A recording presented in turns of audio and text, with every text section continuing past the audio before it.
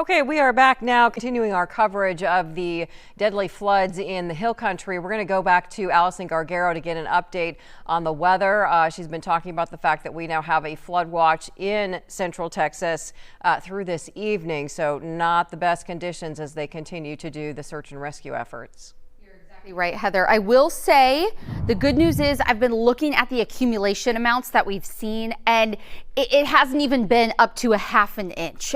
That's the only silver lining. But the problem is there's still active rain falling. And when that happens, it really puts a damper on the search and rescue efforts, the cleanup efforts. We are looking at this flood watch in effect until 7 o'clock tonight. So earlier, if you joined us, we were talking about how this flood watch would actually end by early mid-afternoon, but now that's not the case through the evening hours. So in addition to the 5, 10, 15, 20 plus inches of rain that some locations have received over the last 72 hours, we could be seeing an additional 2 to 4. But the problem is in some spots where we have training storms overhead, and we talk about this all the time, it's a cell that does one of these. It just sits and dumps rain, and a lot of it over a certain area. So that's going to be a possibility. Right now, like I mentioned, I have been watching the rainfall totals, and in the areas where we are seeing some search and rescue happening, thankfully, I haven't seen anything too heavy, but this is a loop over the last 45 minutes from Kerrville, and we're seeing out toward Mountain Home, Hunt, Ingram. The rain's just kind of sitting overhead, so that makes it very, very difficult for first responders to get to where they need to go. Now, you're probably wondering, what can we expect? When are we going to finally be seeing some clearing? Still likely going to be seeing showers and maybe pockets of heavy rain through the evening tonight. Going to be calming down overnight, but the models are hinting that we still could be seeing some rain in the area. Kerrville down to San Antonio as we head into your Monday. And hopefully we don't see much on Tuesday. I'm looking at maybe a 10 to 20% chance, but it's what's going to come after as we head into your middle of the week and end of the week is actually some drying. So that is great news, but the heat could come along with that, which is not easy for folks that are out and, search and rescue.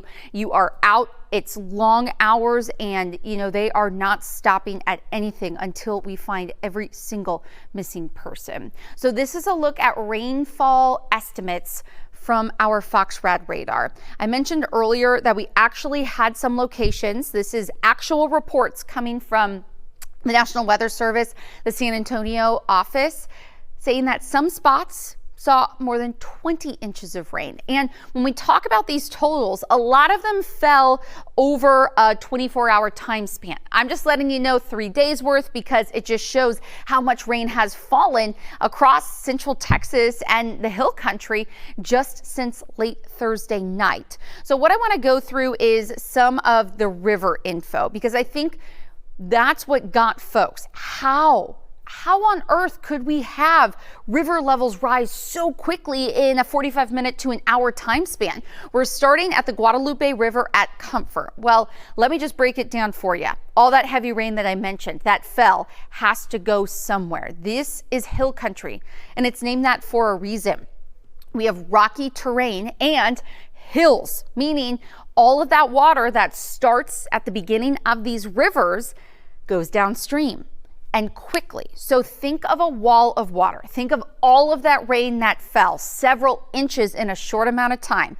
It's the creeks and the north and south fork of the Guadalupe. So the beginning of the river, which is actually close to Hunt, all accumulates at the exact same time. I mentioned rocky terrain in these riverbeds. Think of, so for reference, I'm about 5'7" with heels on. So at some of these locations, the river was only about 3 feet high. And that's considered pretty dry, very, very low. You can just see we have action stage, minor flood stage, all the way up to major, and then beyond is where we ended up. But this was pretty low river values. levels rather. And when all that water converged, it was basically all at once being shoved downstream. So it literally was a wall of water, making the Guadalupe River at Comfort go from anywhere from 3 to 5 feet up to nearly 35 feet in the matter of 45 minutes to an hour. And when we go back to Thursday night, Friday morning, I just said Thursday night. It was dark out. It's difficult to see. We talk about this during severe weather events, during hurricanes. If this is a nightly thing, folks are sleeping, and if there was warning that went out, if you're sleeping, maybe you didn't hear it. Your phone wasn't on loud. You didn't get the notification, whatever the deal was. But we saw all of that water rush in such a short amount of time that it's difficult to know exactly when it's coming, because this goes downstream. So it starts at Hunt, which is what I'm showing you right now, going from, like I mentioned, just over 3 feet, and this ended up being just shy of 30 feet at peak. And then the water recedes pretty quickly. The reason being, all of that rushing water continues downstream. It's a little bit different than what we see here in Southeast Texas, where it's very flat. There's not that big push of water. The water rises and then it stays there. We saw that with Hurricane Beryl last year, but for this, it was a quick uptick and then a very quick receding. And we also saw that out at Kerrville, and it looks like my graphic is incorrect up top, but where we're looking as the Guadalupe River at Kerrville, a very similar story. And you can see the water receded, picked up a little bit again, and then receded once again. And the reason being, it just depends on how much rain was happening in the area at certain times. So we were watching that very, very closely. Now, something that I want to mention that is coming is dust. Saharan dust is going to help dry things out. Now we're going to be seeing this huge plume move in from the Gulf of America and make its way over Southeast Texas, even into Central Texas come Wednesday night, Thursday into Friday. So yes, on the horizon, there is going to be some drying of the skies. We just need to wait for some of that dust and the upper levels of the atmosphere to get moving. We got to get that moisture out of there so that folks can get down to the nitty-gritty of the search and rescue without more rain falling. And obviously, when I talked about some of these rivers receding, yes, that means that there wasn't that much sheer water anymore, but we're still looking at video of the current moving very quickly. This is not a easy river that, is just going to trickle down. No, there's still a lot of heavy rain that we're monitoring. So it's important that you guys just stick with us on Fox Local, on air, on our website, wherever you find us, and we'll continue to bring you the latest updates.